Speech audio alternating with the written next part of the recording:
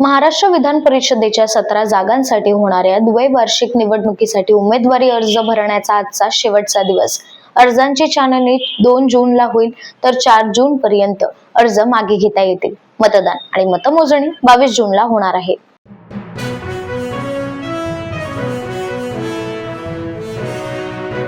रायगड, रत्नागिरी, सिंधुदुर्ग स्थानिक स्वराज्य संस्था मतदारसंघाच्या विधान परिषद निवडणुकीसाठी महाविकास आघाडीकडून बाळ माने यांनी आज उमेदवारी अर्ज दाखल केला, तर रायगड, रत्नागिरी, सिंधुदुर्ग स्थानिक स्वराज्य संस्था मतदारसंघाच्या विधान परिषद निवडणुकीसाठी महायुतीकडून राष्ट्रवादी काँग्रेस पक्षाचे अनिकेत तटकरे यांनी आज उमेदवारी अर्ज दाखल केला आहे।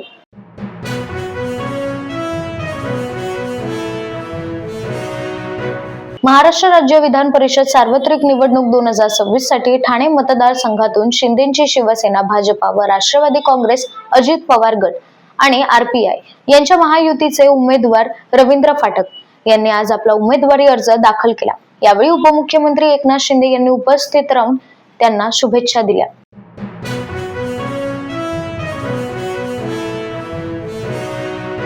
मुख्यमंत्री देवेंद्र फडणवीस यांच्या अध्यक्षतेखाली महत्त्वाची बैठक संपन्न। मुख्यमंत्री देवेंद्र फडणवीस यांच्या अध्यक्षतेखालील महाराष्ट्र राज्य मार्ग परिवहन महामंडळाच्या ई-बसेस संदर्भात बैठक घेण्यात आली।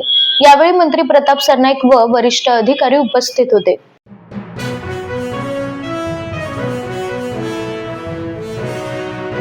लाडकी बहीण योजनेतील तब्बल 80 लाख महिला अपात्र। लाडकी बहीण योजनेअंतर्गत राज्यातील तब्बल 80 लाख महिलांना ई-केवायसी प्रक्रियेनंतर अपात्र करण्यात आल्याचे वृत्त सोमवारी प्रसिद्ध होताच या योजनेवरून विरोधकांनी महायुतीवर टीकेचा वर्षाव केला।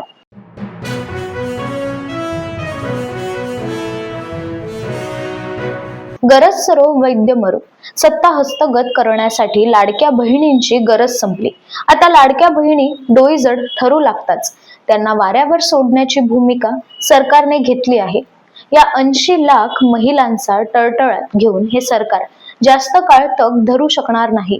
विजय वडेट्टीवार यांची घणाघाती टीका।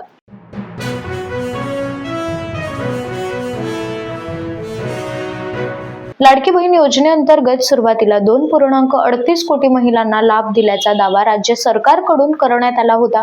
त्यानंतर ई-केवायसी बंधनकारक केल्यानंतर टप्प्याटप्प्याने लाभार्थी संख्या कमी होत गेली, तर राज्यातील एकही पात्र महिला केवळ तांत्रिक कारणांमुळे या योजनेपासून वंचित राहू नये याची जबाबदारी सरकारने प्रामाणिकपणे पार पाडली पाहिजे, अशी मागणी सुप्रिया सुळे यांनी केली आहे।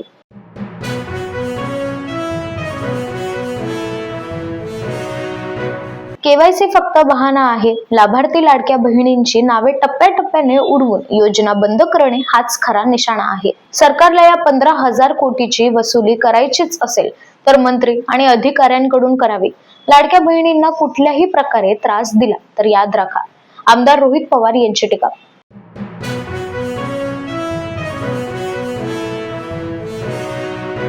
मुख्यमंत्री माझी लाडकी बहीण योजनेतून कोणाचाही अर्ज बाद करण्यात आलेला नाही।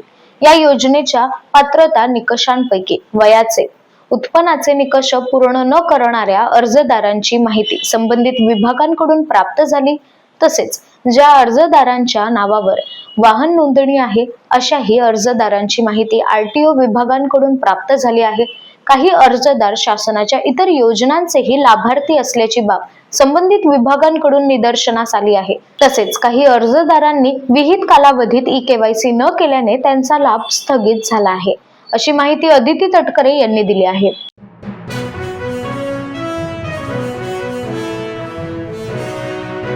सीजेपीचे संस्थापक अभिजित दिपके यांचा दिल्लीत आंदोलन।